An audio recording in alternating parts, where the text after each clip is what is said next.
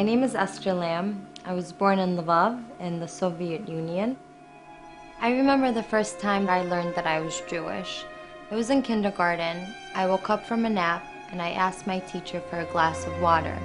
She slapped me across the face with a dirty rag and said to me, "Ty Żydówka, you're a dirty Jew." My father was a refusenik for 9 years. He was arrested many times. He was kidnapped by the KGB, taken to a wooded area. He was instructed to walk forward. He heard the guns go off.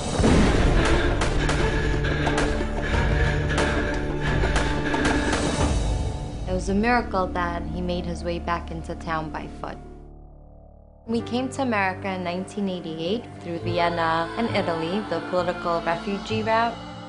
We saw ourselves as Russian Americans rather than Russian American Jews.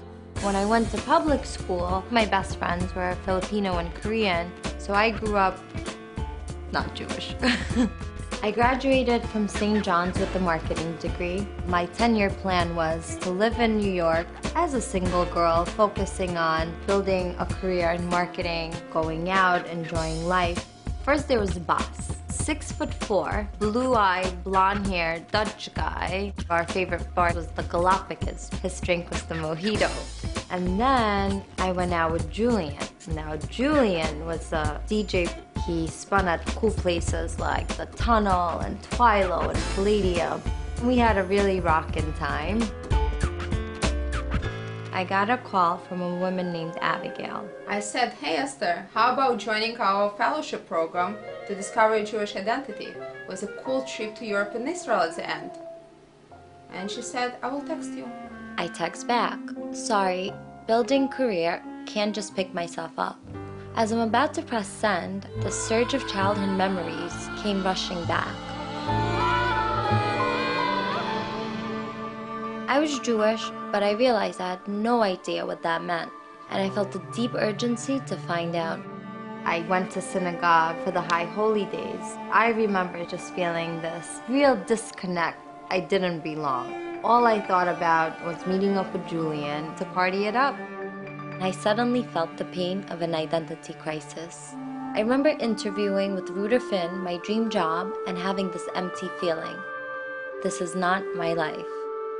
I decided that I would give RAJE a try.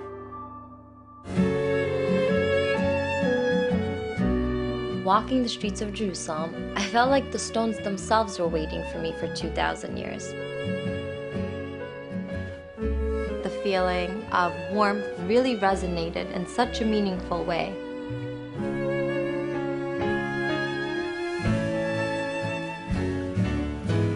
What inspired me about RAJE was the world-class mentors like Rabbi Sushard, Rabbi Tokarski, Ricky Cohen, and Ron Hirsch, who helped shape me as a young leader. Spending Shabbat with Ronnie and Toby Hirsch really felt like being back in Jerusalem.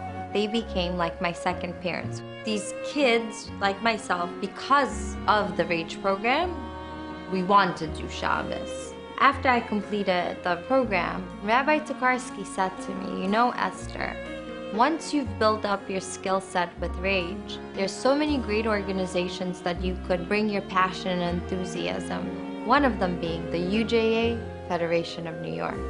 And I thought, wow.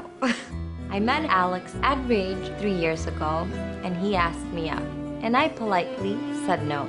And every day, he called me with something new, stopping by for lunch or to drop something off, even to give me a ride back home. Here I am today, dating the most adorable guy on the face of the planet. I'm heading the Russian Leadership Division at the UJA Federation of New York. I have to say, I'm living the dream. Thank you, RAJE, for making me the happiest Russian girl in New York. I love you. Mwah.